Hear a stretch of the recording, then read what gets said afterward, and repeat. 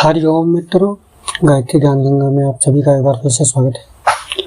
मित्रों, आज हम बात करने वाले हैं, बहुत सारे लोग ऐसे होते हैं जो जीवन भर साधनाएं करते हैं, पूजा उपासना व्रत तप सारे मार्ग को अपनाते हैं, फिर भी उन्हें कुछ विशेष लाभ नहीं होता है। थोड़ी बहुत आध्यात्मिक उन्नति प्राप्त कर लेते हैं, लेकिन भौतिक क्षेत्र में उनका कोई विशेष हित नहीं होता।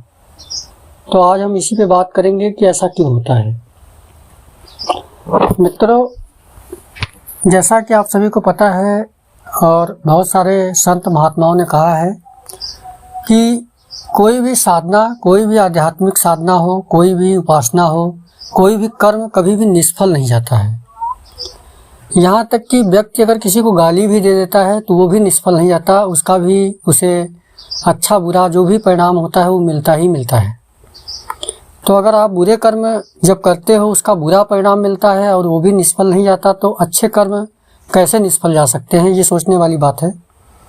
तो मित्रों, इसी तरह से हमारी द्वारा किए गए जप तप पूजा पाठ व्रत हवन जो भी परमात्मा को प्रसन्न करने के लिए, अपनी इच्छाओं की पूर्ति के लिए किए जाने वाला कर्म है, वो कभी भी निष्फल नहीं जाता है। लेकिन सवाल यह उठता है कि कुछ लोगों का कहना है कि हम ये सब करते हैं फिर भी उन्हें कुछ लाभ नहीं होता, तो इसका क्या कारण है। तो आज हम इसी के ऊपर बात करेंगे। मित्रों, ऐसा है कि यदि हम जब तब पूजा पाठ और जो भी कर्म करते हैं और उसका कोई लाभ नहीं मिलता, तो उसमें हमें परेशान होने की ज़रूरत नहीं है। इसका मतलब कि परमात्मा हमें कुछ बड़ा देना चाहता है, कुछ बड़ी अचीवमेंट देना चाहता है, इसीलिए आपको क्षणिक लाभ नहीं प्राप्त होता और वो सारे सत्कर्म संग्रहित होते रहते हैं। और जब आपके पिछले जन्मों के पाप कर्म हैं, जो पिछले जन्मों के दुर्भाग्य हैं, वो जब कट जाते हैं, धीरे धीरे उनका जब क्षय हो जाता है, तब आपको उसका लाभ धीरे धीरे दिखाई देने लगता है।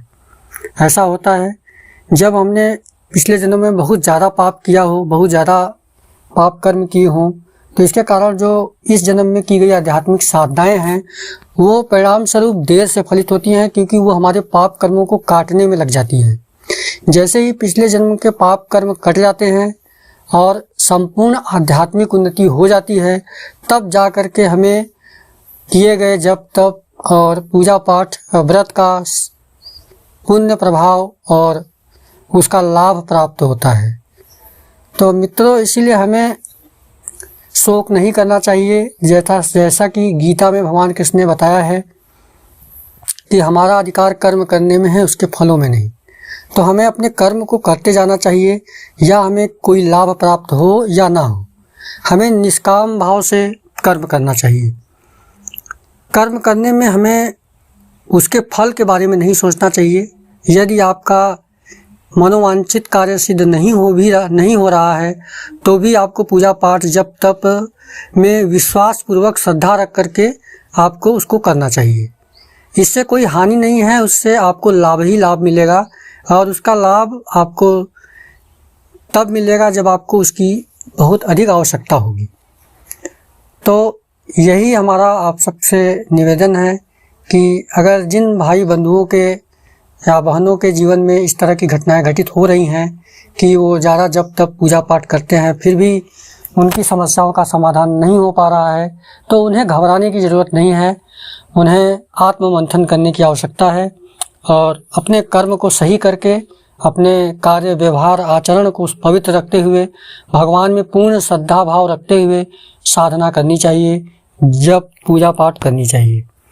तो निसंदेह आपको आने वाले समय में उसका लाभ होगा। और मन में किसी भी प्रकार की ग्लानि का भाव न रखें या किसी भी प्रकार का अविश्वास उत्पन्न ना होने दें। अपने आत्मविश्वास को बढ़ा करके रखें, क्योंकि विपरीत परिस्थितियां ही एक महान व्यक्ति का निर्माण करती है।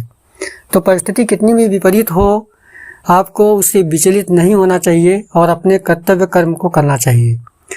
यहाँ तक कि स्वामी विवेकानंद ने भी संकेत में कहा है कि मनुष्य का जन्म जो है प्रकृति पर विजय प्राप्त करने के लिए हुआ है, न कि उसका अनुसरण करने के लिए।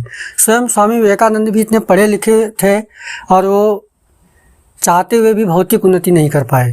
तो क्योंकि परमात्मा उन्हें आध्यात्मिकता की ओर मोड़ना चाहता था। इसलिए वो जब अपने गुरु के शरण में गए और उन्होंने ज्ञान प्राप्त किया और आध्यात्मिकता के शीर्ष पर पहुंच गए तो धन संपत्ति खुद ही आ गई उनके पास। तो ऐसे ही होता है, इसीलिए हमें किसी भी तरह का शोक नहीं करना चाहिए और अपने कर्म को करने में तत्पर रहना चाहिए। ऐसे एक नहीं, शास्त्रों में अनेकों उदाहरण हैं कि भगवान के जो सच्चे भक्त होते हैं उनकी कितनी परीक्षाएं ली गई हैं, लेकिन फिर भी वो विचलित नहीं हुए और उन्होंने अपने जप तप पूजा पाठ और विश्वास से भक्ति की और भक्ति की शक्ति से अंततः वो कामयाबी की सर्वोच्च शिखर पर पहुंच गए। तो मित्रों, हमारी जो जानकारी है आपको कैसी लगी आप ज़रूर बताइएगा, और यदि आपके जीवन में इस तरह की घटनाएं घटित हो रही हैं तो हमारी आपसे निवेदन है कि आप निराश ना हो और प्रभु पर विश्वास रखते हुए अपने कर्मों को करें। निसंदेह सफलता आपके चरणों को चूमेगी। हरि ओम। जय माँ गायत्री, जय गुरु।